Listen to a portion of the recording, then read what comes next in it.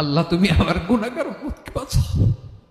এই দুনিয়ার বুকে রব্বুল আলামিন সব নবীকে একটা করে দাওয়া মুস্তাজাবা দিয়েছেন, মানে যে দোয়া করলে কবুল হয়ে যায় সাথে সাথেই। দুনিয়ার সব নবীরা ওই দোয়াটা দুনিয়ায় করে ফেলেছে।